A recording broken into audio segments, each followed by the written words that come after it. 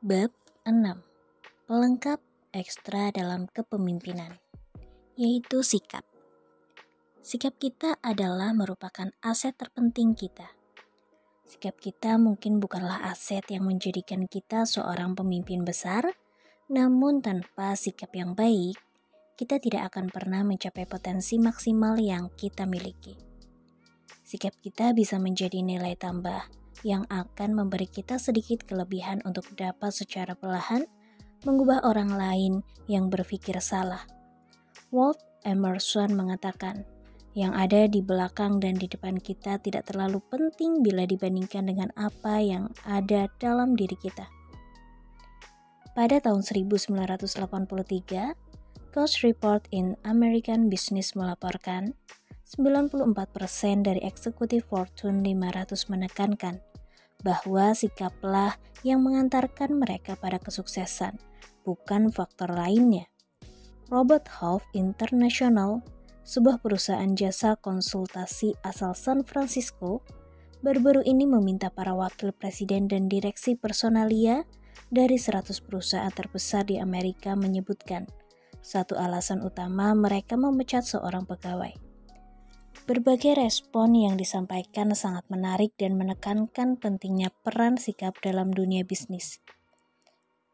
Tidak kompeten, sulit bergaul dengan pekerja lain, tidak jujur atau pembohong, sikap negatif, kurang termotivasi, gagal atau tidak menjalankan instruksi, dan alasan lainnya. Seseorang dengan sikap yang buruk tidak mungkin bisa terus mempertahankan kesuksesannya. Norman Vincent Peale menceritakan kisah ini dalam bukunya Power of the Plus Factor.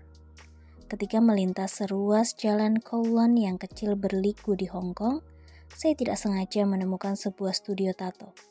Di jendela toko terpampang contoh tato yang tersedia.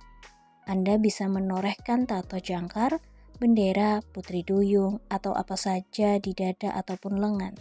Tapi yang amat menampar saya adalah 3 kata yang notabene bisa ditatokan pada kulit seseorang. Lahir untuk kalah.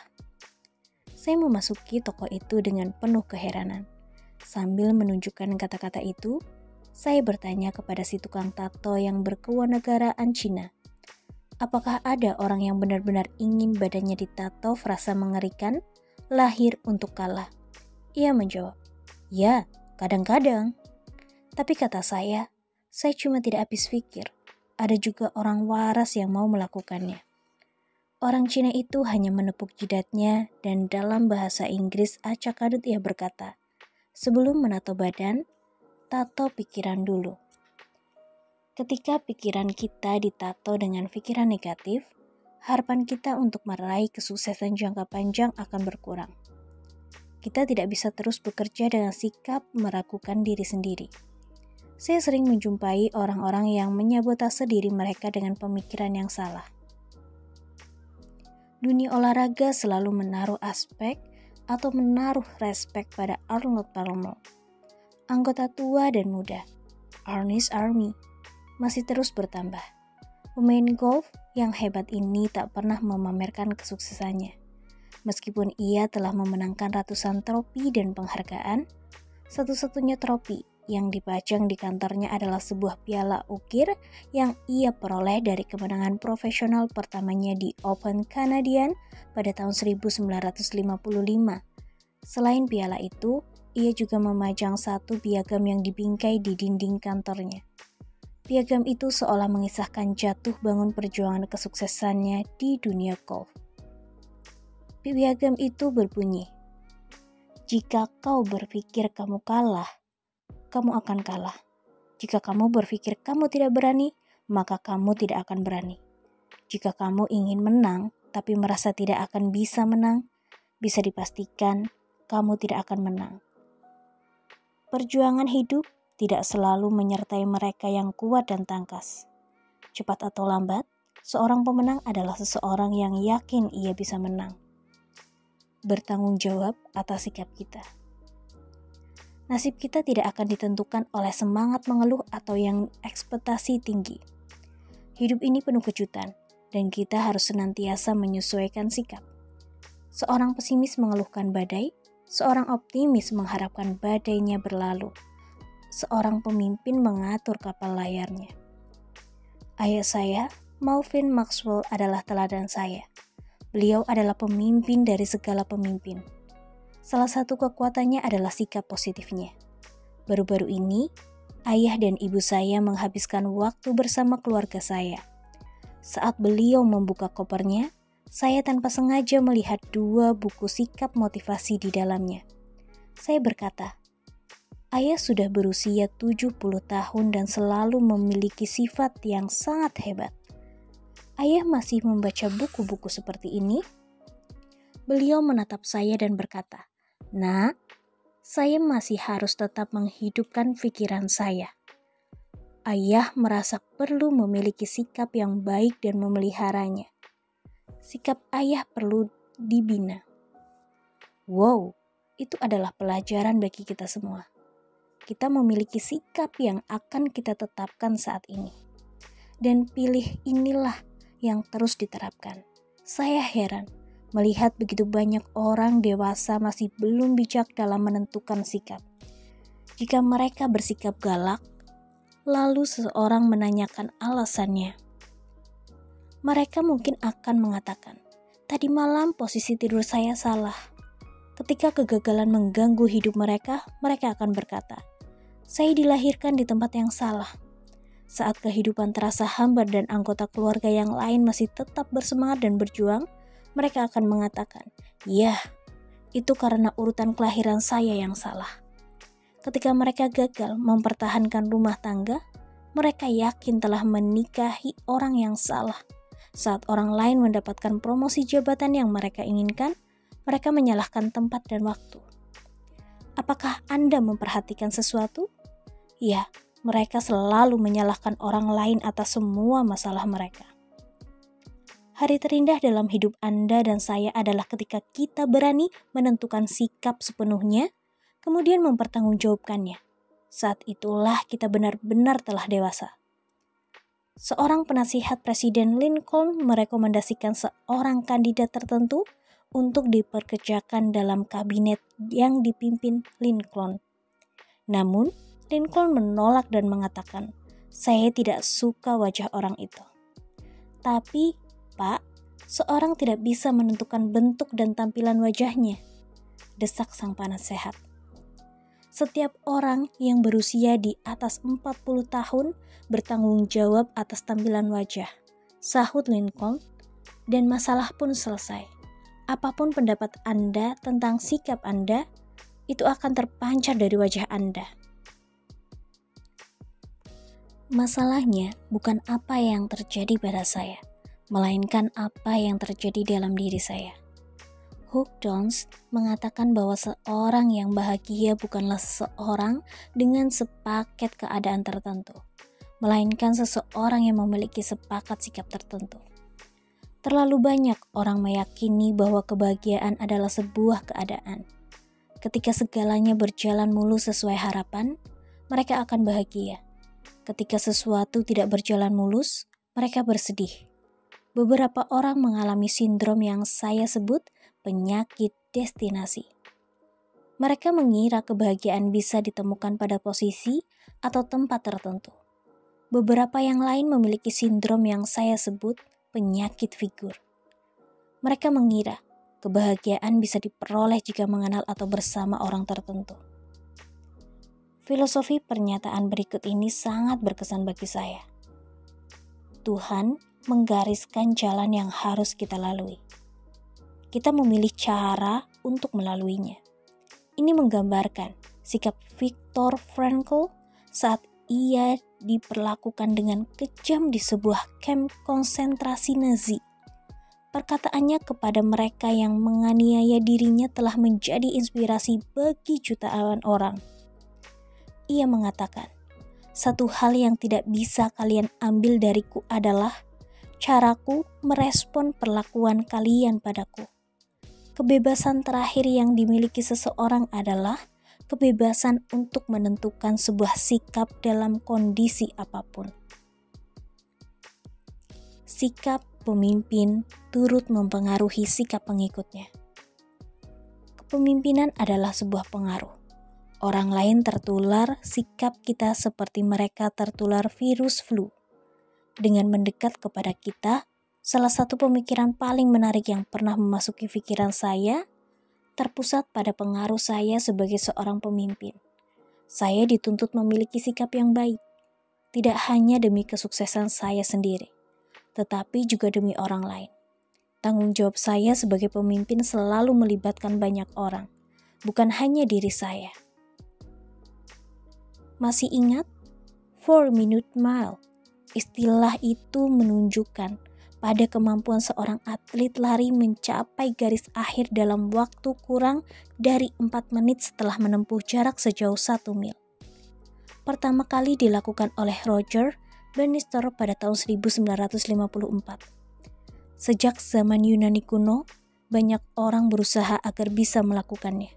Faktanya, dalam cerita rakyat diceritakan bahwa orang-orang Yunani menggunakan singa menyuruh mengejar si pelari, berharap dengan begitu si pelari bisa berlari lebih cepat. Mereka juga mencoba meminum susu harimau, bukan merek susu yang dijual di toko-toko, melainkan benar-benar susu dari harimau. Nyatanya, semua usaha mereka tidak membuahkan hasil, sehingga mereka beranggapan menempuh jarak 1 mil dalam waktu 4 menit atau kurang adalah hal yang mustahil. Selama lebih dari 1000 tahun, kita mempercayainya. Ada yang salah dengan struktur tulang kita. Kekuatan angin terlalu besar untuk diterjang. Kapasitas paru-paru kita tidak memadai. Ada jutaan alasan atas kegagalan itu. Dengan kata lain, beberapa dekade yang lalu, pelari terakhir yang mencapai garis finish di balapan New York bisa dianggap telah mewujudkan hal yang mustahil. Apa yang sebenarnya terjadi? Tidak ada terobosan yang luar biasa dalam pelatihan. Tidak ada juga penemuan tentang teknik mengontrol kekuatan angin. Struktur tulang dan fisiologis manusia tidak berubah dalam sekejap. Namun satu hal, sikaplah yang memungkinkan semua itu terjadi. Meninjau kembali. Beberapa tahun yang lalu, saya dan istri saya, Margaret, membeli rumah pertama kami. Dana kami yang terbatas memaksa kami untuk menemukan beberapa alternatif, mendapatkan rumah yang kami inginkan tanpa mengeluarkan banyak uang. Kami sepakat untuk mengurus halaman depan sendiri demi menghemat biaya tukar, namun tetap bisa menciptakan kondisi yang bagus bagi rumah kami. Ini kelihatannya bagus. Suatu hari, ketika saya sedang berdiri di halaman belakang, saya mulai menyadari bahwa kami tidak menghabiskan banyak waktu dan uang untuk membuat halaman belakang terlihat bagus. Mengapa? Karena itu tidak terlihat oleh orang lain ketika mereka melewati rumah kami. Kami mengabaikan area yang tersembunyi. Itulah tepatnya yang dilakukan banyak orang dalam kehidupan pribadi mereka. Penampilan mereka yang bisa terlihat dari luar, disepuh seindah mungkin. Mereka bahkan rela merogoh kocek dan tenaga untuk itu. Namun, sikap mereka diabaikan dan tidak dikembangkan. Ingatkah Anda pada bagian awal bab ini? Bukalah dan baca kembali atau dengarkanlah. Kemudian, tanamkan usaha dan energi yang diperlukan untuk mengubah area dalam diri Anda. Ada 6 tahap mengubah sikap. Pertama, identifikasi masalah perasaan. Kedua, identifikasi masalah perilaku. 3, identifikasi masalah berpikir. 4, identifikasi pemikiran yang benar. 5, buatlah komitmen publik untuk pemikiran yang benar. 6, kembangkan rencana untuk pemikiran yang benar. Menyelesaikan masalah. Kapanpun seorang pemimpin meminta orang lain berkomitmen dengan waktunya, 2 pertanyaan ini harus selalu dijawab. Sanggupkah mereka?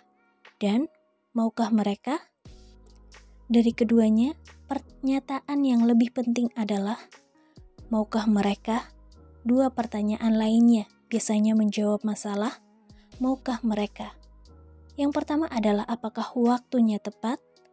Dengan kata lain, apakah waktunya tepat untuk membuat perubahan yang positif?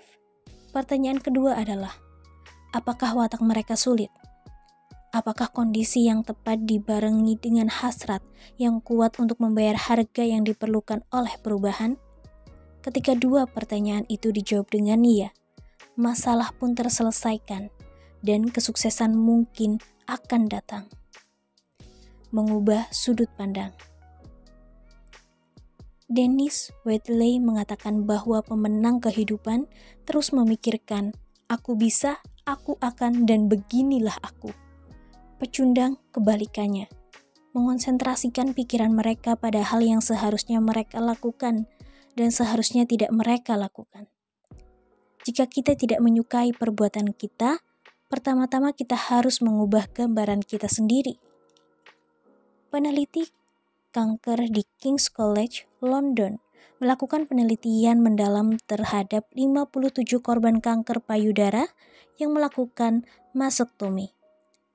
Mereka menemukan bahwa 7 dari 10 perempuan dengan semangat juang tinggi bertahan hidup hingga 10 tahun, sedangkan 4 dari 5 orang yang kehilangan harapan telah meninggal dunia.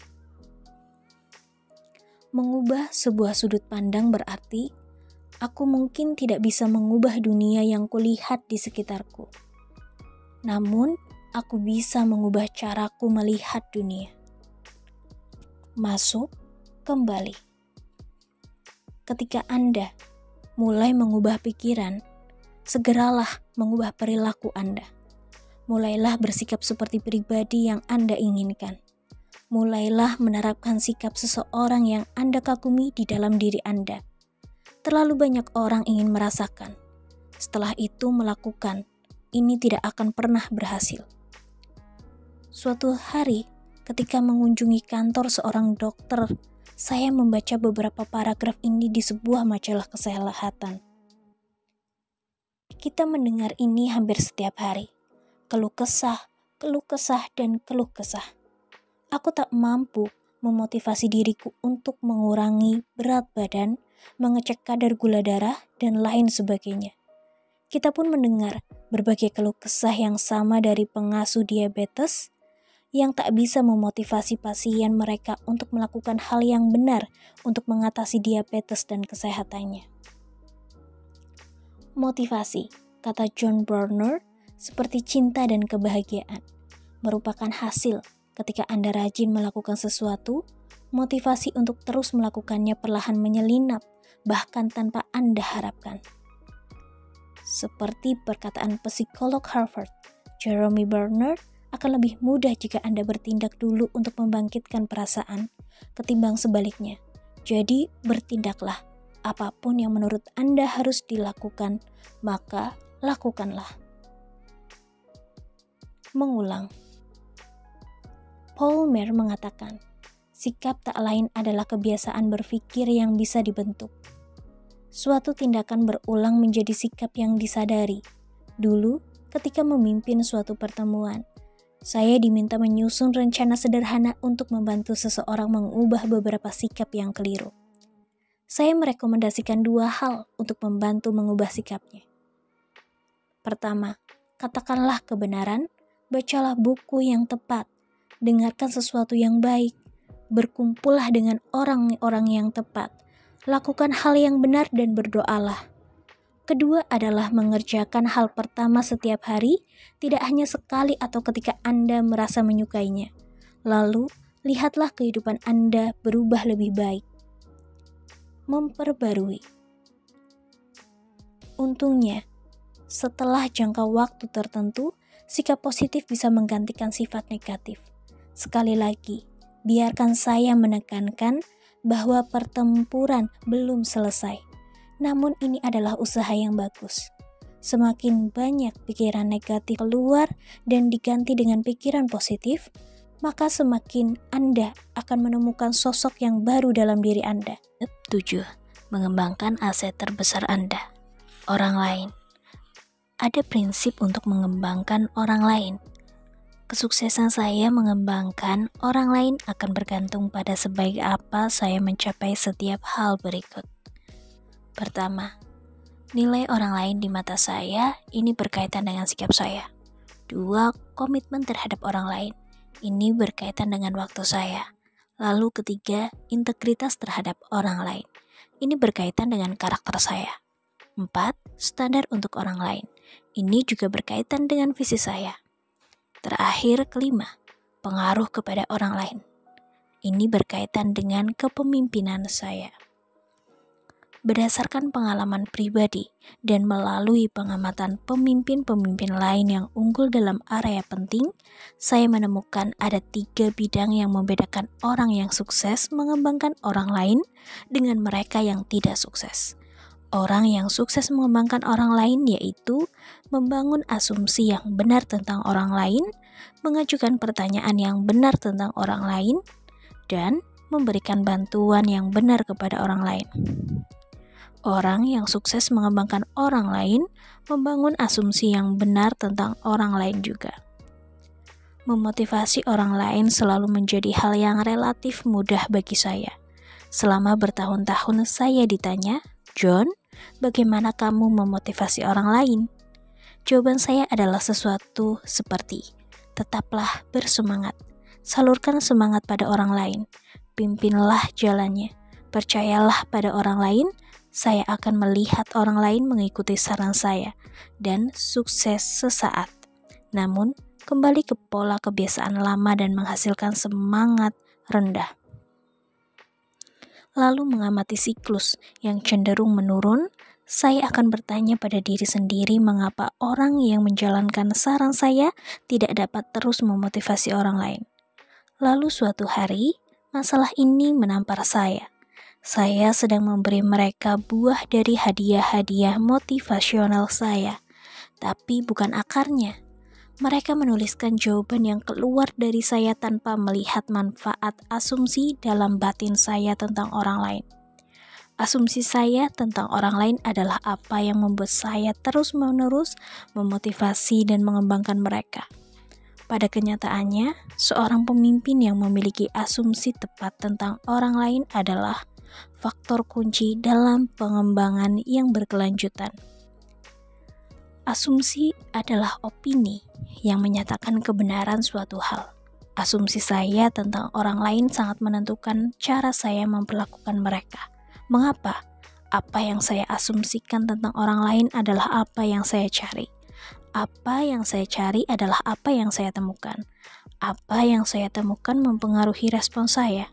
Karena itu, asumsi negatif tentang orang lain akan membangkitkan kepemimpinan negatif mereka. Asumsi positif tentang orang lain akan membangkitkan kepemimpinan positif mereka. Berikut beberapa asumsi tentang orang lain yang bagi saya sangat berharga. Asumsi semua orang lain ingin merasa bermanfaat. Lalu ada pula asumsi semua orang membutuhkan dan merespon dorongan. Orang mempercayai pemimpin sebelum mereka mempercayai kepemimpinannya. Lalu ada pula asumsi sebagian besar orang tidak mengetahui cara menjadi sukses. Asumsi terakhir yaitu sebagian besar orang termotivasi secara alami. Apa yang memotivasi orang-orang?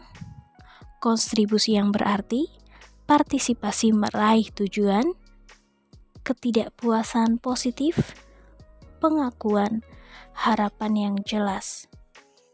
Lalu apa yang menyuratkan motivasi orang-orang? Pola tingkah laku tertentu bisa mengurangi motivasi. Kita terkadang bersikap seperti ini tanpa menyadari pengaruh negatifnya terhadap orang lain. Berikut beberapa cara menghindari sikap yang mengurangi motivasi, yaitu dengan cara jangan menganggap remeh siapapun, jangan memanipulasi siapapun, jangan menjadi tidak sensitif, dan jangan mengecilkan pertumbuhan pribadi. Orang yang sukses mengembangkan orang lain mengajukan pertanyaan yang tepat tentang orang lain. Sekarang kita telah menyelesaikan diskusi tentang membangun asumsi yang benar tentang orang lain harus menjadi prinsip utama kita sebagai orang yang sukses mengembangkan orang lain. Selanjutnya, kita perlu mengakrabkan diri dengan pertanyaan-pertanyaan tepat untuk ditanyakan kepada orang lain. Perhatikan 6 pertanyaan berikut ini. Apakah saya membangun orang lain atau saya membangun impian saya dan memanfaatkan orang lain untuk melakukannya? Apakah saya cukup peduli untuk mengonfrontasi orang lain ketika hal ini dapat membawa perubahan? Apakah saya mendengarkan orang lain tidak sekedar dengan telinga, sehingga saya mendengarkan lebih dari kata-kata? Apa kekuatan utama orang lain? Sudahkah saya membuatnya menyadari nilai penting dari pekerjaannya? Sudahkah saya menunjukkan nilai yang akan didapatkan seseorang dari hubungan ini? Itulah 6 pertanyaan. Orang yang sukses mengembangkan orang lain, memberikan bantuan yang tepat. Saya perlu menemukan kekuatan dan mengatasi kelemahan mereka. Pertanyaan yang harus terus-menerus saya tanyakan sebagai seorang pemimpin bukanlah seberapa keras ia bekerja, tapi sebanyak-banyaknya yang ia capai. Beberapa dari sebagian besar orang yang cakap dalam organisasi tidak pernah menggunakan kekuatan terbesar mereka. Mereka mungkin terjebak dalam pekerjaan yang penting menurut manajemen, dan mereka mungkin mengerjakannya dengan baik. Tapi mereka mungkin tidak pernah sempat melakukan apa yang bisa mereka kerjakan dengan sangat baik. Ketika hal ini terjadi, semua orang merugi. Orang itu rugi karena kurang mendapatkan kesempatan dan kepuasan kerja. Organisasi pun rugi karena membuang beberapa asetnya yang paling berharga. Keseluruhan usaha berjalan kurang dari kapasitas seharusnya. Kasihi semua orang, tapi berikan diri Anda pada 20% orang teratas dalam organisasi Anda. Motivasi kelompok kebanyakan, bimbing yang sedikit. Jadilah apa adanya di hadapan mereka. Kembangkan rencana untuk pertumbuhan mereka. Jadilah sebuah tim. Prinsip mengembangkan orang lain. Mengembangkan orang lain membutuhkan waktu. Andrew Carnegie pernah menjadi orang terkaya di Amerika. Ia datang ke Amerika dari negara asalnya, Skotlandia, ketika ia masih kecil. Melakukan berbagai macam pekerjaan aneh, dan akhirnya menjadi penghasil baja terbesar di Amerika Serikat. Pada saat itu, 43 jutawan bekerja untuknya. Padahal jutawan masa itu tergolong langka. $1 juta pada masanya setara dengan minimal $20 juta saat ini. Carnegie mengatakan bahwa orang-orang itu dikembangkan dengan cara yang sama untuk menambang emas. Ketika menambang emas, beberapa ton kotoran harus disingkirkan untuk mendapatkan 1 ons emas. Tapi kita tidak pergi ke pertambangan untuk mencari kotoran. Kita pergi ke sana untuk mencari emas. Keterampilan seseorang penting untuk kesuksesan. Perusahaan yang sukses bertahan lama memiliki pemimpin yang berhubungan baik dengan orang lain. Dave Asprey mencatat dalam bukunya Flower Curve bahwa Andrew Carnegie pernah membayar gaji Charles Schwab sebesar $1 juta setahun hanya karena Schwab bergaul baik dengan orang lain. Ada orang-orang Carnegie yang lebih memahami pekerjaan itu serta lebih berpengalaman dan berlatih untuk memegang posisi itu. Tapi mereka kurang memiliki kualitas dasar yang bisa membuat orang lain membantu mereka mengerahkan kinerja terbaik karyawannya.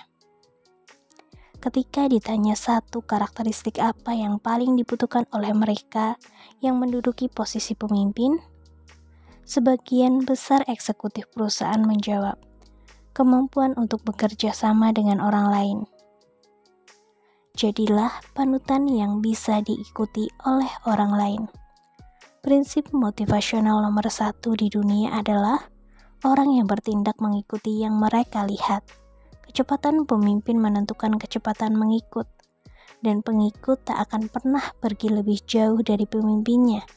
Selama bertahun-tahun, saya mengikuti dan mempelajari proses ini untuk mengembangkan orang lain.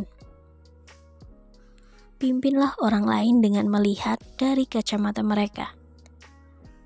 Pemimpin manapun yang berhasil menjalin hubungan dengan sekelompok yang menyadari bahwa mereka memiliki agenda dan persepsi masing-masing terhadap sesuatu.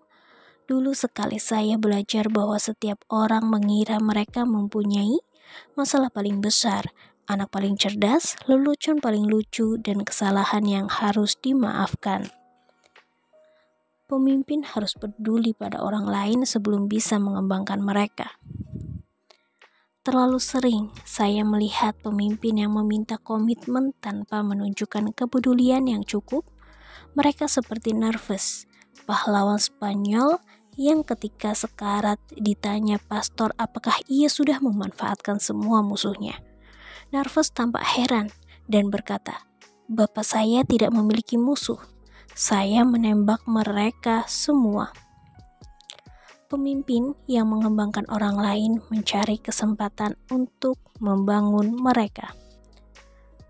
Sebagian besar pemimpin mencuri makanan ego bawahnya setiap hari, sesuatu yang memuaskan kebutuhan harga dirinya.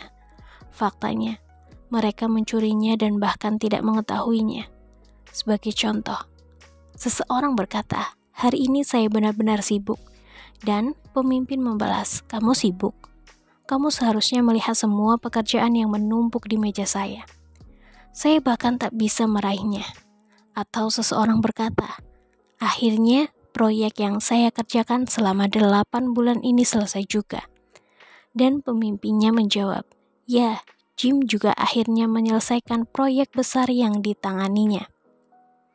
Potensi terbesar untuk pertumbuhan perusahaan adalah pertumbuhan orang-orangnya. Dalam sebuah survei pekerja di seluruh Amerika Serikat, hampir 85% pekerja mengaku bisa bekerja lebih giat. Lebih dari setengahnya mengklaim mereka bisa mempertandakan efektivitas mereka jika mereka mau. Karyawan adalah aset utama dari perusahaan manapun. Karyawanlah yang membuat barang-barang terjual, menjual barang-barang yang dibuat orang lain, atau menyediakannya jasa tak terwujud. Tidak ada yang bisa berjalan sampai karyawan Anda membuatnya berjalan. Dalam penelitian terkini tentang kepemimpinan pada bisnis orang Amerika, rata-rata eksekutif meluangkan 3/4 waktu kerjanya untuk berurusan dengan orang lain. Aset terbesar dan terpenting dalam sebagian besar bisnis adalah karyawan. Semua rencana eksekutif bisa terlaksana atau gagal terlaksana karena karyawan. Bab 8. Kualitas kepemimpinan yang mutlak diperlukan. Visi. Pernyataan visi. Apa yang Anda lihat adalah apa jadinya Anda. Ini berhubungan dengan potensi Anda. Saya sering bertanya pada diri saya, apakah visi yang membentuk pemimpin, atau apakah pemimpin yang membentuk visi? Saya yakin, visi yang pertama kali muncul, saya telah mengenal banyak pemimpin yang kehilangan visi, dan karena itu kehilangan kekuatan mereka untuk memimpin. Orang-orang melakukan apa yang mereka lihat. Itu prinsip motivasi terhebat di dunia. Stanford Research menyatakan bahwa 89% hal yang kita pelajari berasal dari penglihatan, 10% dari pendengaran dan suara, serta 1% berasal dari indera lainnya. Pasangkan visi dengan seorang pemimpin yang berkemauan menjalankan impian itu, dan sebuah pergerakan pun dimulai. Orang-orang tidak mengikuti sebuah impian dengan sendirinya. Mereka mengikuti pemimpin yang memiliki impian itu dan mampu menyampaikan dengan efektif. Karena itu, visi adalah permulaan yang akan membentuk pemimpin. Namun, agar visi itu tumbuh dan butuh ditindaklanjuti, sang pemimpin harus bertanggung jawab atasnya. 4 level visi orang-orang. Pertama, beberapa orang tidak pernah melihatnya. Kedua, beberapa orang melihatnya namun tidak pernah mengejarnya dengan kemauan sendiri. 3. Beberapa orang melihat dan mengejarnya. 4. Beberapa orang melihat, mengejar, dan membantu orang lain untuk melihatnya. Anda melihat apa yang sudah siap Anda lihat. Ini berkaitan dengan persepsi.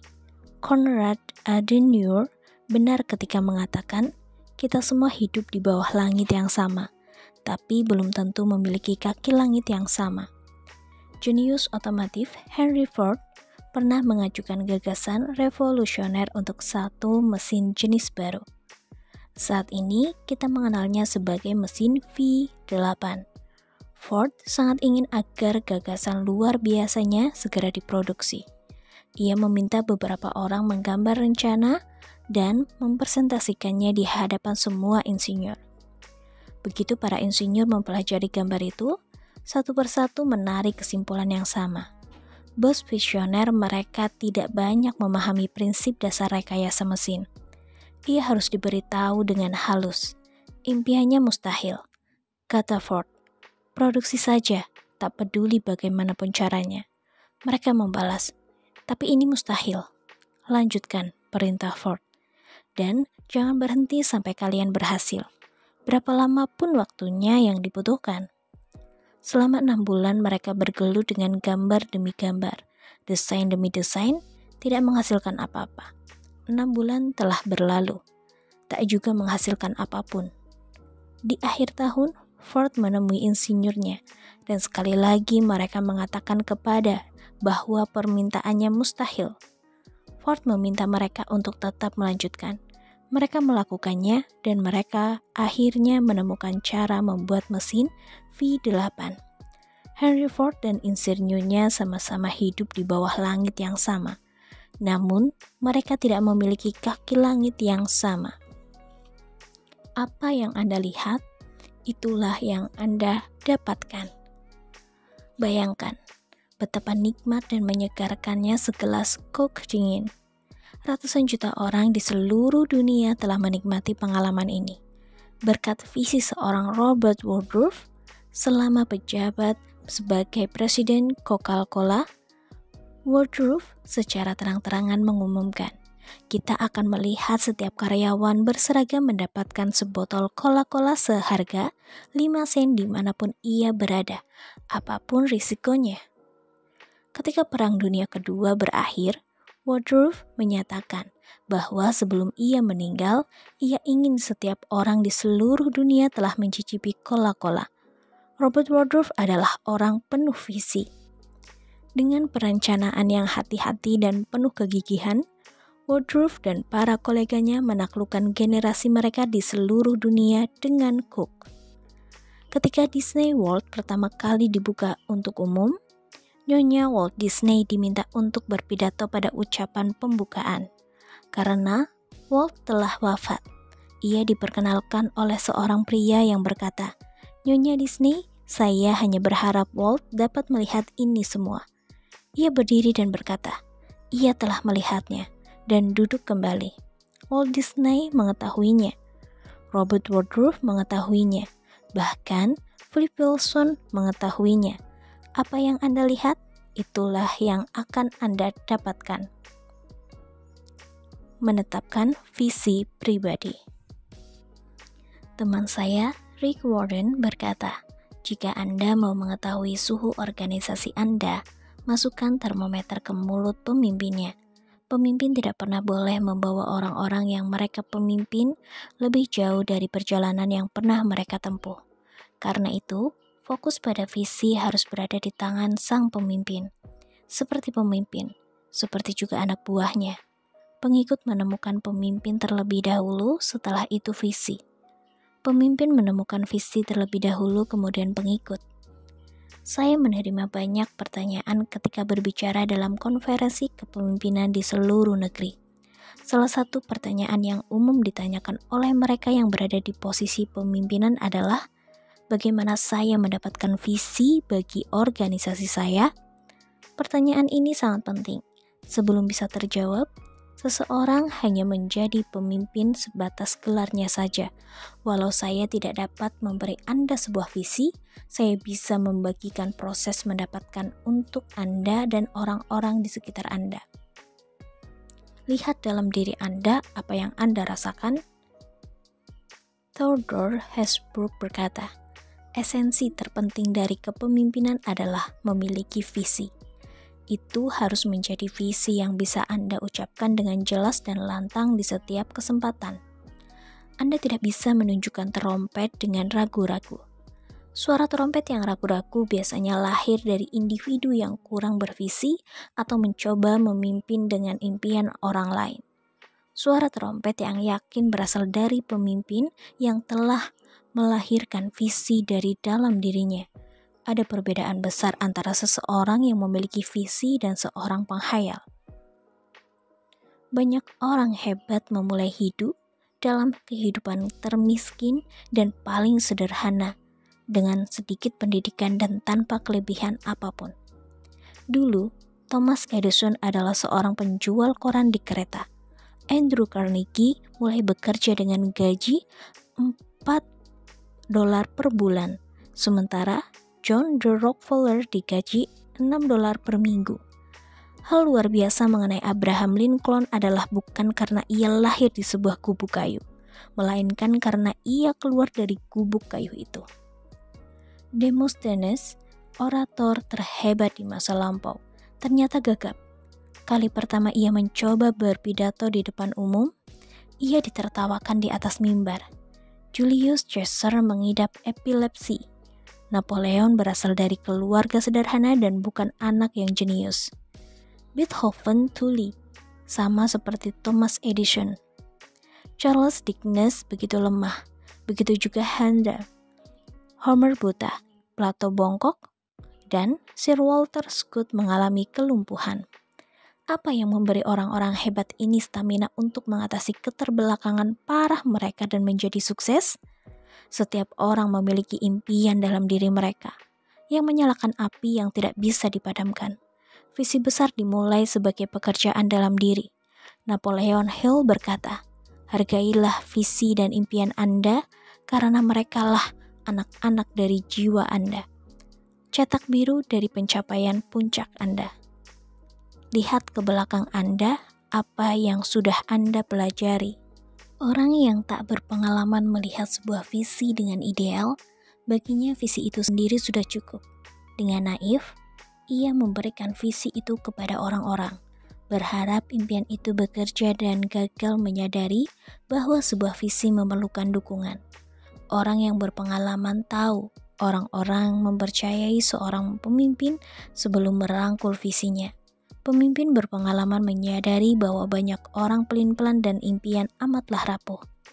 Pengalaman telah mengajarkan saya prinsip mengenai visi di bawah ini, yaitu kredibilitas sebuah visi bergantung pada sang pemimpin, penerimaan sebuah visi ditentukan oleh tepat tidaknya waktu visi itu dipresentasikan. Lalu, nilai sebuah visi ditentukan oleh energi dan arah yang diberikannya. Evaluasi sebuah visi ditentukan oleh tingkat komitmen orang-orang, dan kesuksesan sebuah visi ditentukan oleh apakah pemimpin dan pengikutnya sama-sama menghayatinya. Lihat sekeliling Anda apa yang terjadi dengan yang lain. Seorang anak lelaki menghadiri konser simfoni pertamanya. Ia sangat gembira melihat aula yang menakjubkan. Para tamu terlihat anggun dalam pakaian resmi mereka, juga suara orkestra yang menggelegar dan bersemangat. Dari semua instrumen dalam orkestra, ternyata kesukaannya adalah simbal. Gelegar bunyinya saat mengawali benturan dramatis dari cakram-cakram tembaga memenangkan perhatiannya. Ia memperhatikan semua itu, meskipun hampir sepanjang malam itu pemain simbal hanya berdiri diam, sementara pemain musik yang lain memainkan alat musik mereka. Hanya sesekali pemain simbal memainkan alat musiknya. Bahkan pada saat-saat penuh ada kemenangan, permainannya biasa saja. Setelah konser berakhir, orang tua anak lelaki tersebut membawanya ke belakang panggung untuk menemui beberapa musisi. Sahabat muda kita langsung mencari pemain simbal. "Pak," panggilnya dengan penuh kerendahan hati. "Apa yang harus kita lakukan untuk menjadi pemain simbal?" Musisi itu tertawa dan menjawab, "Kamu tidak perlu tahu banyak, kamu hanya perlu tahu kapan." Sebuah gagasan bagus menjadi gagasan hebat ketika orang-orang siap. Seseorang yang tidak sabar menghadapi orang lain akan cacat dalam kepemimpinan. Bukti dari kekuatan bukanlah seberapa cepat kita melesat, tapi seberapa mampu kita menyesuaikan langkah dengan langkah perlahan orang lain tanpa mengorbankan kepemimpinan kita. Jika kita berlari terlalu jauh ke depan, kita akan kehilangan kekuatan untuk memimpin. Lihat ke depan Anda. Apa gambaran besarnya? Pertanyaan ini seringkali memisahkan antara pemimpin dengan manajer. Pemimpin mementingkan tujuan dasar organisasi. Mengapa itu ada dan apa yang harus dicapainya. Mereka tidak dipusingkan dengan bagaimana caranya atau aspek teknis dari sebuah pekerjaan. Lihat ke atas Anda, apa yang Tuhan harapkan dari Anda? Rahel Uday berkata, "Setiap zaman keemasan dalam sejarah manusia adalah hasil pengabdian dan semangat kebaikan dari satu orang. Tidak ada pergerakan massa yang luar biasa. Kelihatannya saja seperti itu. Selalu ada satu orang yang mengenal Tuhannya dan tahu kemana ia harus melangkah. Karunia Tuhan kepada saya adalah potensi saya. Persembahan saya kepada Tuhan adalah apa yang saya lakukan dengan potensi itu. Saya yakin pemimpin besar merasakan sebuah panggilan ilahi, sesuatu yang mengangkat mereka lebih tinggi. Sungguh sia-sia jika Anda memanjat tangga kesuksesan hanya untuk mengetahui ternyata selama ini Anda bersandar pada bangunan yang salah. Visi hebat lebih besar daripada orang itu sendiri. Definisi saya tentang kesuksesan adalah mengenal Tuhan dan harapannya kepada saya, tumbuh hingga mencapai potensi tertinggi saya, dan menuai benih yang bermanfaat bagi orang lain. Lihat samping Anda, sumber daya apa yang tersedia untuk Anda.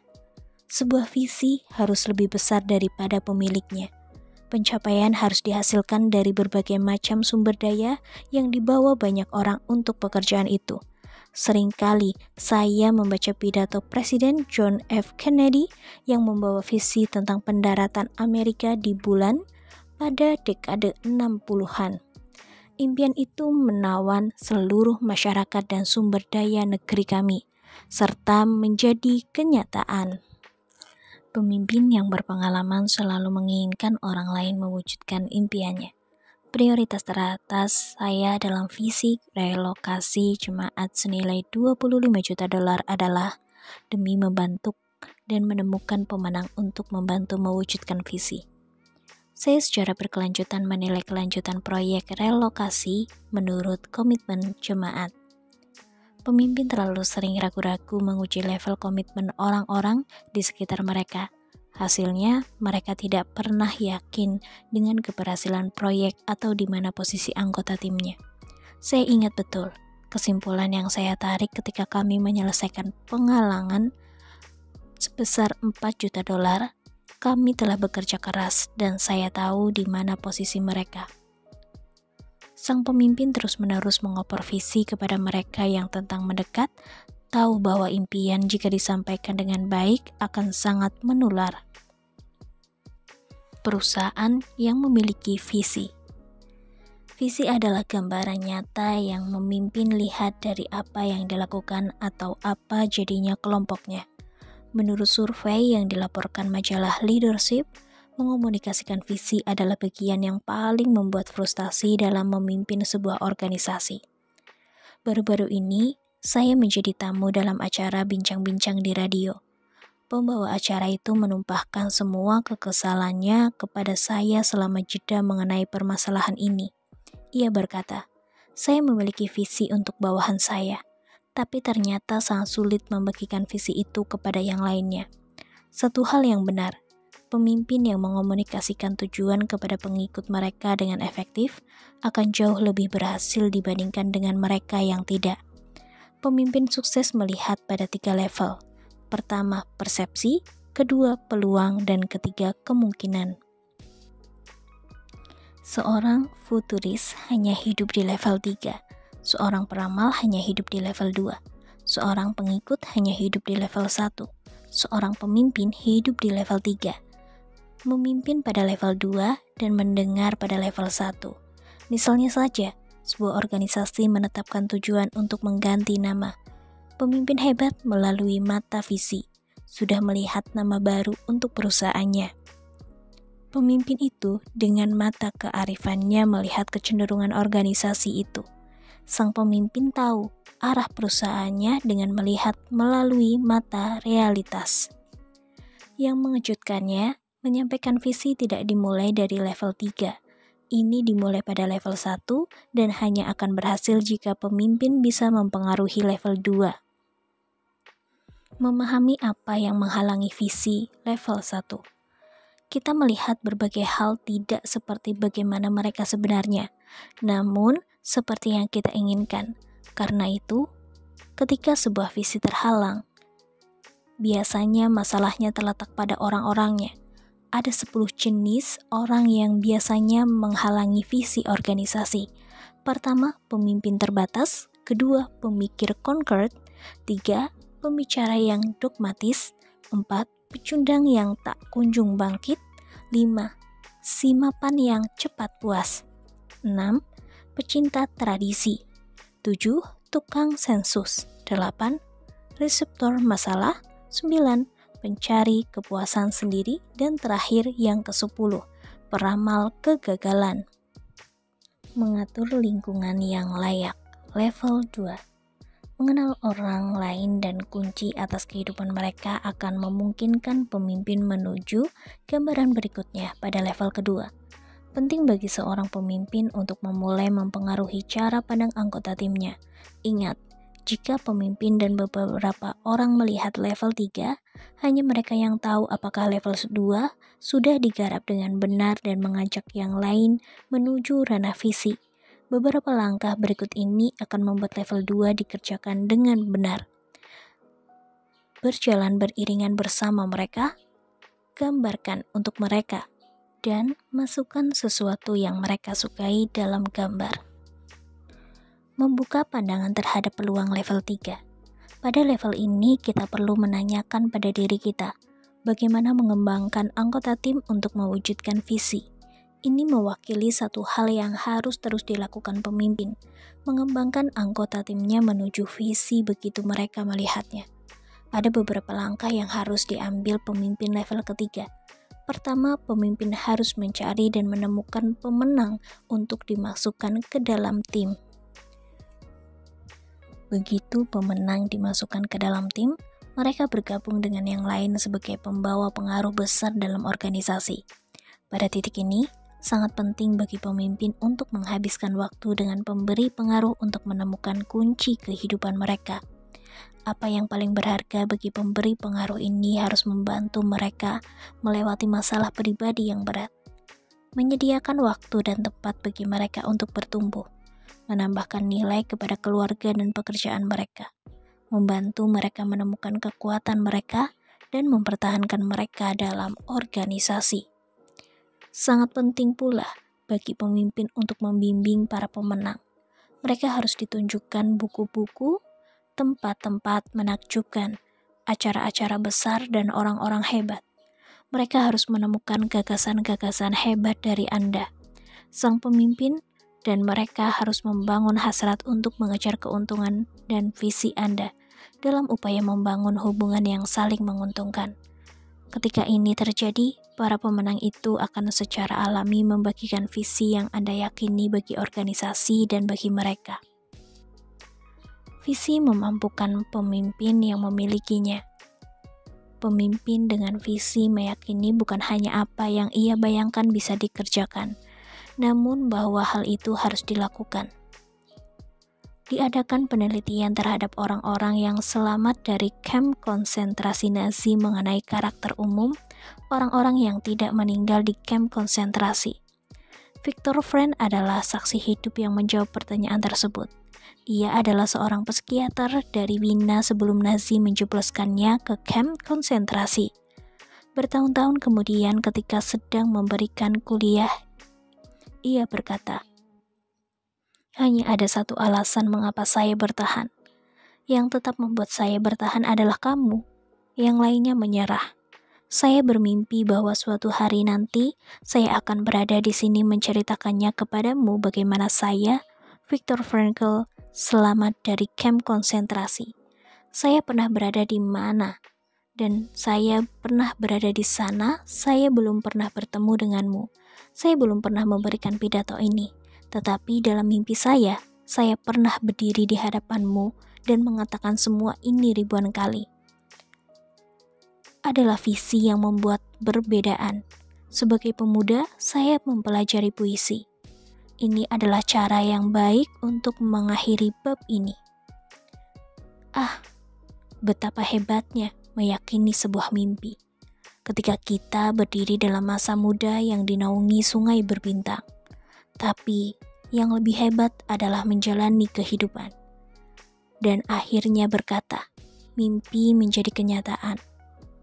Pemimpin melakukannya untuk diri mereka sendiri dan orang lain. Bab 9. Label kepemimpinan.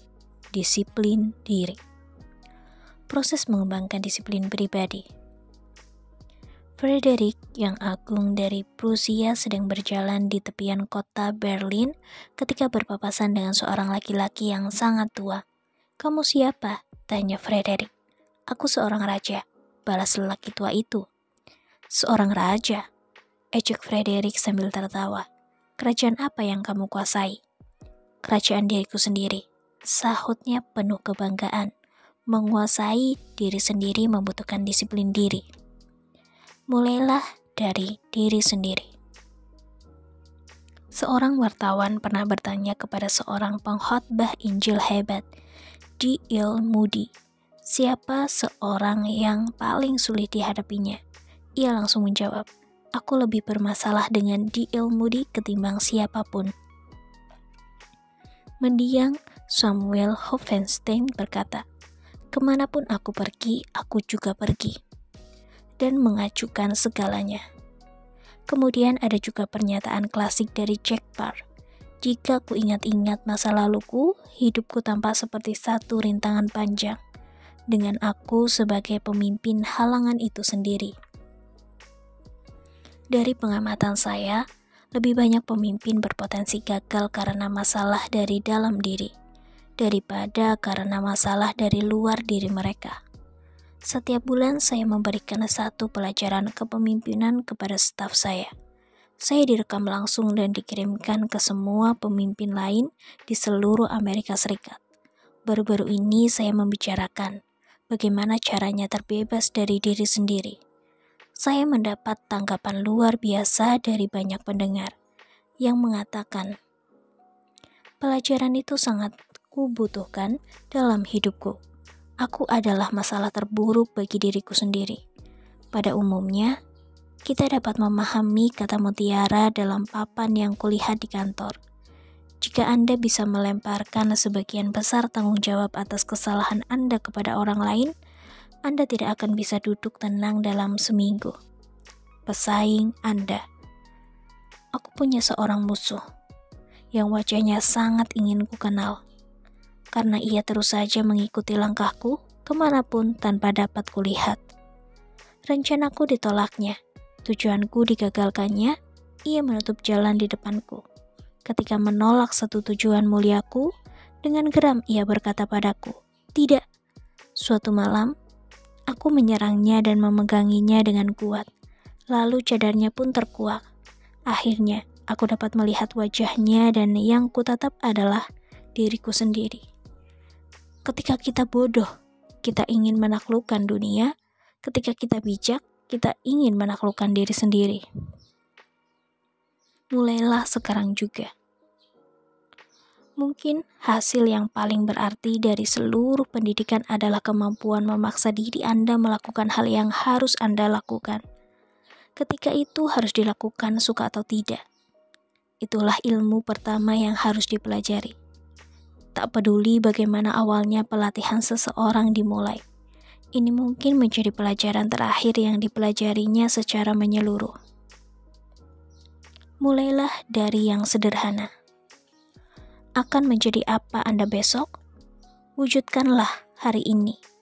Penting bagi Anda untuk mulai mengembangkan disiplin diri dalam bentuk yang sederhana hari ini sebagai bekal disiplin yang lebih besar di masa mendatang. Mulailah saat ini juga. Seperti yang dikatakan John Hancock Fields, semua orang mulia memiliki pemikiran yang baik, gagasan yang baik, dan niat yang baik. Namun tidak banyak dari mereka yang mewujudkan itu semua dalam bentuk tindakan. Pada tahun 1976, tim bola basket Indiana University tidak terkalahkan sepanjang musim tanding dan memperoleh penghargaan NCAA National Championship. Pelatih yang kontroversial dan bersemangat, Bobby Knight, mengantarkan mereka ke kejuaraan tersebut. Tidak lama setelah itu, pelatih Knight diwawancarai dalam sebuah acara televisi 60 menit. Sang komentator bertanya padanya, "Mengapa, Bobby, ragu basketmu di Indiana selalu berhasil? Apakah karena mereka memang ingin menang?" "Keinginan untuk menang memang penting," sahut Knight. "Tapi aku katakan padamu yang lebih penting dari itu. Kemauan untuk mempersiapkan diri, kemampuan untuk pergi berlatih setiap hari dan membentuk otot-otot itu, serta mengasuh keterampilan mereka." Abraham Lincoln berkata, "Aku akan bersiap-siap, lalu mungkin saja kesempatanku tiba. Terlalu sering kedisiplinan tidak dikembangkan sehingga kesempatan yang datang pun terlewatkan begitu saja." Charlie Brown dari komik Peanuts pernah mengatakan bahwa kehidupannya kacau karena tidak mengikuti semua sesi pelatihan. Sebelum Anda bisa menjadi bintang, Anda harus memulai. Sekarang adalah waktu terbaik untuk mulai bersikap. Atur hidup Anda sendiri. Salah satu keuntungan menjadi tidak teratur adalah terus menghasilkan hal baru yang menarik. Pernyataan A.A. Milne ini benar. Namun hal baru itu biasanya sangat terlambat sehingga sebuah kesempatan pun berlalu begitu saja. Lalu Anda sebagai pemimpin dianggap tidak terkendali. Ini mengakibatkan ketidakpastian dan kegelisahan di antara para pengikut Anda. Ketika Anda teratur, Anda memiliki kekuatan khusus. Anda akan berjalan dengan perasaan yakin atas tujuan tertentu. Prioritas Anda tergambar jelas dalam benak Anda. Anda mampu menyusun sebagai kegiatan rumit dengan sentuhan yang sangat bagus. Segalanya berjalan dengan baik begitu Anda mengungkapkan rencana Anda. Anda bergerak mulus dari satu proyek ke proyek berikutnya tanpa melakukan tindakan yang sia-sia. Sepanjang hari, Anda mendapatkan ketahanan dan momentum sementara keberhasilan Anda terbangun. Orang-orang akan mempercayai janji-janji Anda karena Anda selalu menepatinya.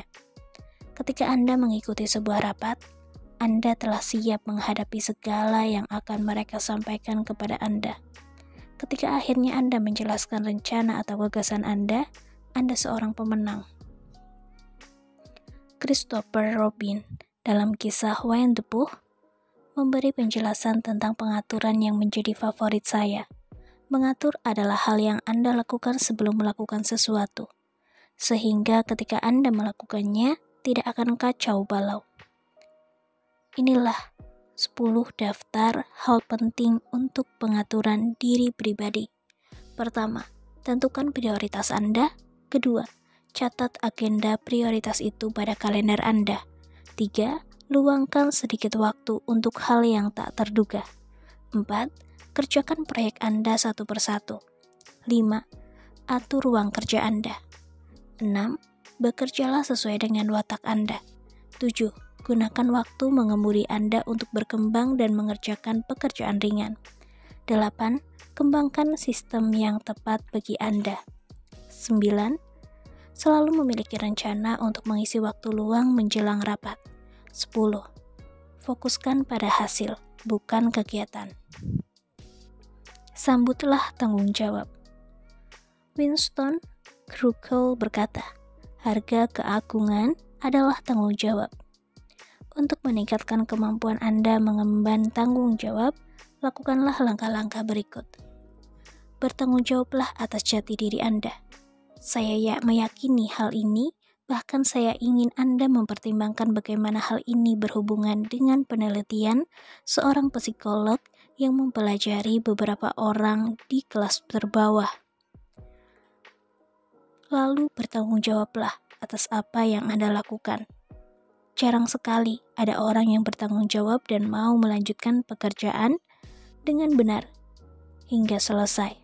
Namun, ketika pekerjaan setengah jadi lalu dikembalikan ke meja Anda untuk diperiksa lagi, diuji, disunting, dan ditingkatkan, jelas seseorang telah gagal menjalankan tanggung jawabnya. Lalu bertanggung jawablah untuk segalanya yang telah Anda terima, dan bertanggung jawablah pada mereka yang Anda pimpin. Semua pimpinan hebat tidak pernah menempatkan diri di atas pengikut mereka, kecuali dalam mengemban tanggung jawab. Terimalah tanggung jawab itu.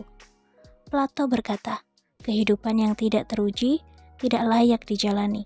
Keberhasilan dan kekuasaan sering menyesaki kehidupan pemimpin dalam bentuk kemauan untuk menjadi penanggung jawab bagi orang. Semakin banyak pemimpin dalam segala sisi kehidupan berjatuhan karena masalah ini. Mengapa hal ini terjadi? Yaitu karena sifat dasar manusia tidak mampu menangani kekuatan yang tidak dapat dicegah, dan para pemimpin bisa dengan mudah dipisahkan dari rakyat mereka. Kembangkan integritas. Buku Profile of Leadership mengungkapkan semua jawaban pemimpin dunia bisnis dan pemerintahan Amerika ketika ditanya tentang kualitas apa, menurut mereka, yang terpenting dalam keberhasilan mereka sebagai pemimpin. Jawaban pasti mereka adalah integritas. Menurut 1.300 eksekutif senior yang menjawab pertanyaan penelitian baru-baru ini, integritas adalah kualitas yang terpenting untuk mencapai kesuksesan bisnis. 71% di antara mereka menempatkan integritas pada urutan teratas dari 16 ciri-ciri tanggung jawab untuk meningkatkan efektivitas seorang eksekutif. Kamus mendefinisikan integritas sebagai keadaan yang menunjukkan kesatuan yang utuh menyatu. Ketika seseorang memiliki integritas, kata-kata dan tindakan mereka sajalah.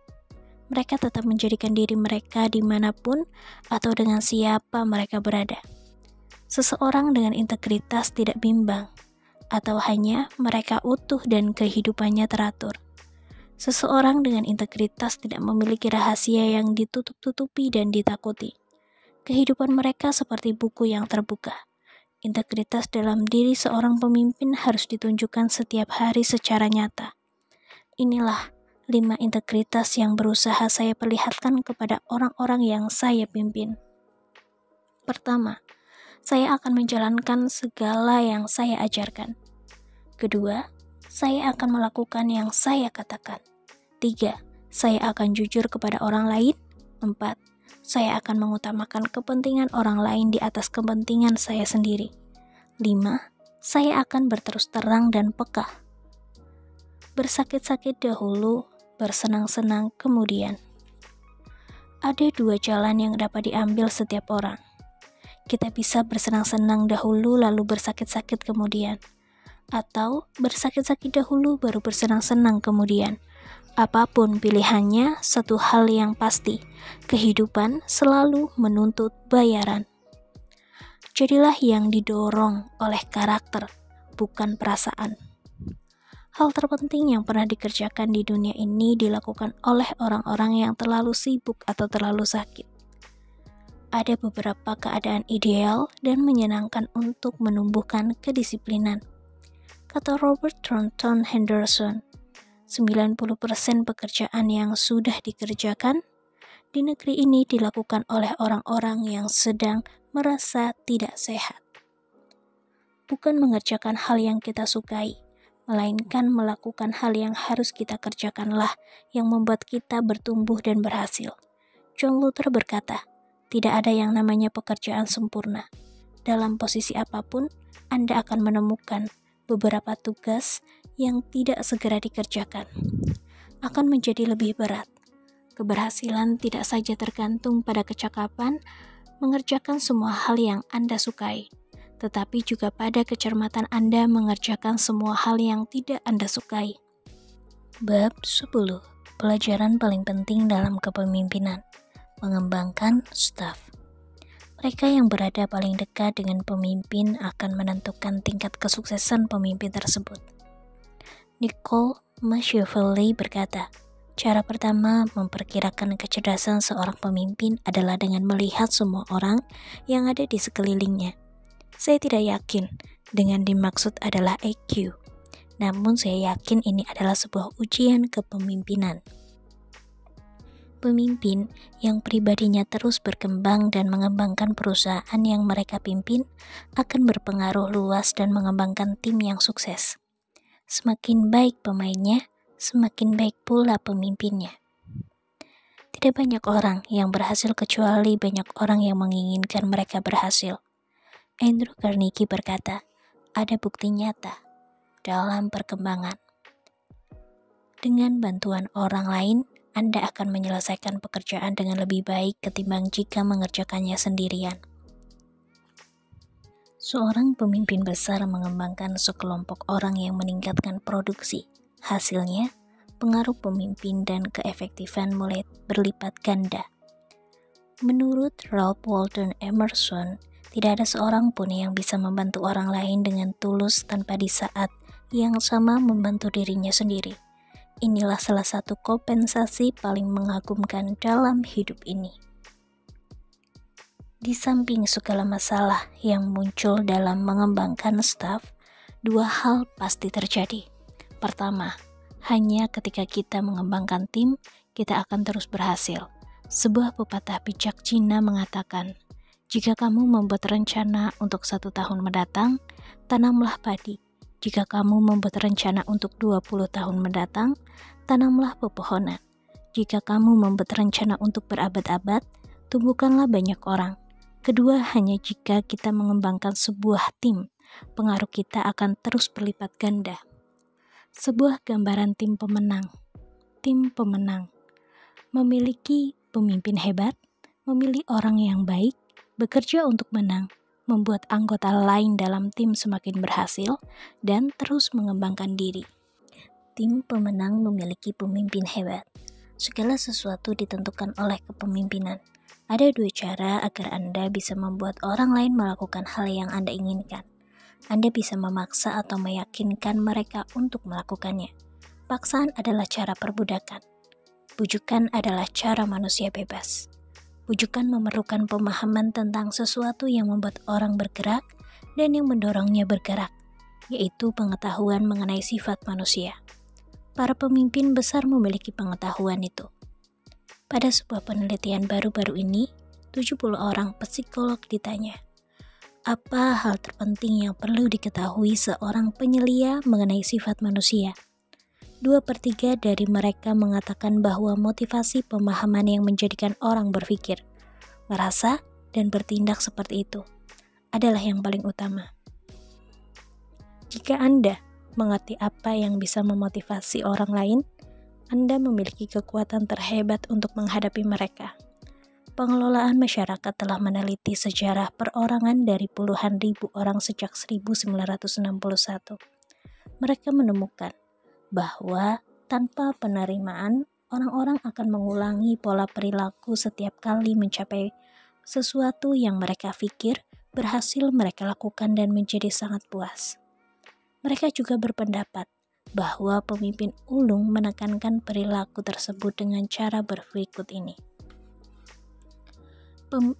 Pemimpin ulung menciptakan lingkungan yang tepat, Pemimpin ulung juga mengetahui kebutuhan dasar manusia.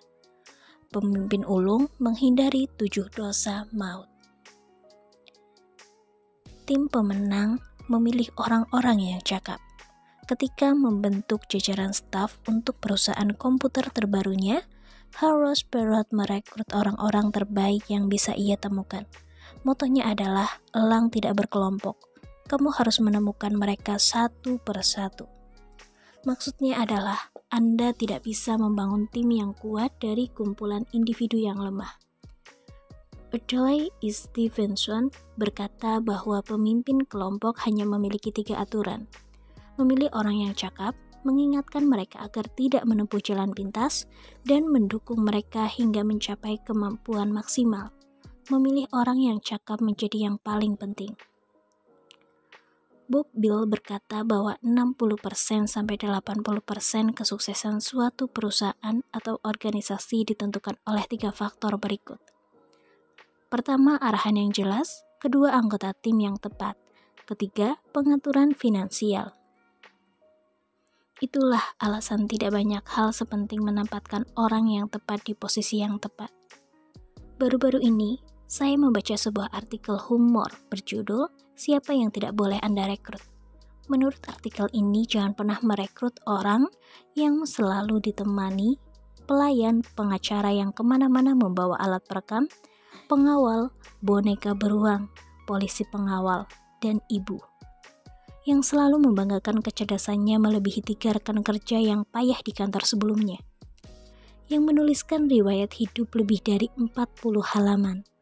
Yang mencetak ringkasan riwayat hidupnya dengan krayon warna-warni. Yang mencibir pertanyaan Anda. Yang mendadak terisak-isak ketika diminta menyebutkan seorang yang bisa memberikan referensi pribadi. Yang memiliki selera warna rambut dan mata yang buruk. Yang berdasarkan keputusan pengadilan, termasuk pecandu suntikan obat penenang. Yang berusaha mengesankan Anda dengan sajian lelucon, tok tok tok, siapa di sana? Yang di bawah kolom permintaan gaji, menuliskan acak-acakan, saya mau semuanya sekarang. Sembari Anda berhak, ingatlah bahwa prinsip Murphy tampaknya menyimpulkan bahwa daftar riwayat hidup yang ideal akan ditemukan suatu hari ketika posisi itu telah terisi. Namun, menempatkan orang yang tepat di posisi yang tepat begitu penting bagi kesuksesan organisasi Anda. Ada 5 prinsip dalam memilih orang-orang yang akan membantu Anda mendapatkan calon terbaik bagi tim Anda. Pertama, semakin kecil organisasi, semakin penting proses perekrutan. Kedua, ketahuilah tipe orang seperti apa yang Anda butuhkan. Ketiga, ketahuilah kebutuhan pekerjaan tersebut. 4, ketahuilah apa yang diinginkan si calon staf. Kelima, ketika Anda tidak mampu mempekerjakan yang terbaik, pekerjakan orang muda yang akan menjadi yang terbaik. Tim pemenang bermain untuk menang. Perbedaan antara bermain untuk menang dan bermain agar tidak kalah adalah perbedaan antara menjadi sukses dan biasa-biasa saja. Saya besar di Ohio dan menjadi penggemar football Big Ten. Selama bertahun-tahun, saya mengamati bahwa tim Big Ten selalu kalah dalam pertandingan besar. Setiap tahun dalam Rose Bowl, mengapa?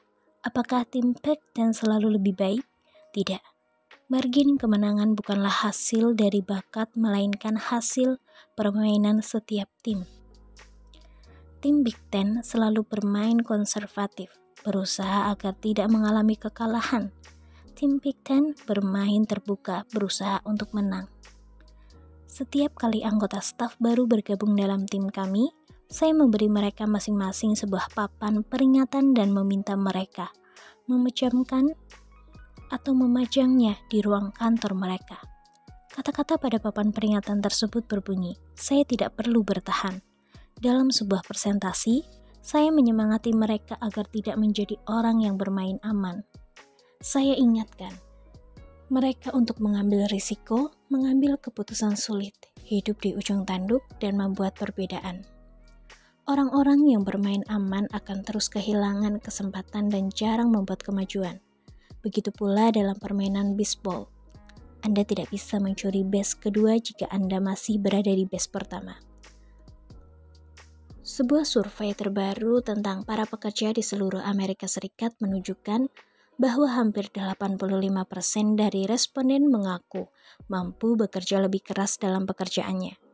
Lebih dari setengahnya menyatakan bahwa mereka bisa melipat gandakan efektivitas kerja mereka jika mereka mau. Tim pemenang kadang tidak lebih berbakat dibanding tim pecundang. Namun, mereka selalu lebih berkomitmen. Mereka ingin menang. Mereka berkorban dan mengejar kemenangan. Penonton di tribun mungkin bertanya-tanya mengapa mereka bisa begitu beruntung. Namun, semua anggota tim tahu mereka bermain untuk menang. Tim pemenang membuat anggota tim mereka lebih sukses. Dengan kata lain, karena bantuan anggota lain dalam tim, setiap pemain bermain lebih baik dibandingkan jika mereka bermain sendiri. Vince Lombardi, salah satu pelatih terbaik dunia, berkata, "Mulailah dengan mengajarkan hal-hal dasar. Seorang pemain harus mengetahui dasar permainan dan cara bermain di posisinya. Lalu jaga agar ia tetap mengikuti aturan. Itulah disiplin. Pemain harus bermain sebagai tim, bukan sebagai sekumpulan individu. Lalu Anda harus peduli dengan setiap anggota lainnya. Anda harus saling mengasihi satu sama lain. Kebanyakan orang menyebutnya dengan semangat tim.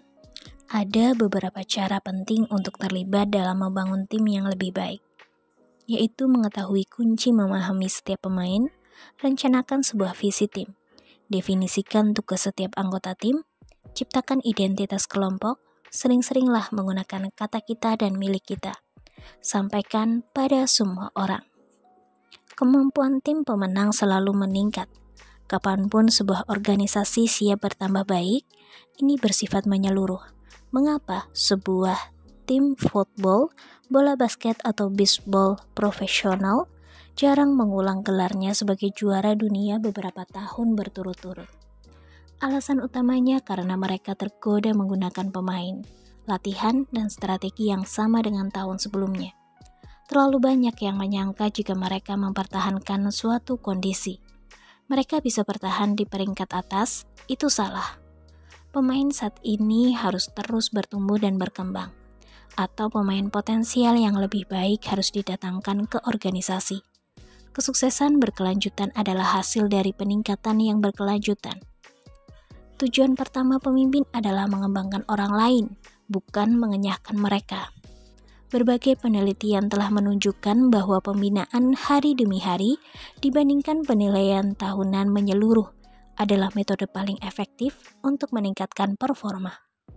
Proses pembinaan ini memiliki dua komponen penting: menentukan tujuan tertentu dan memegang alasan kemajuan berkala. Tujuan harus menentukan hasil akhir yang ingin dicapai.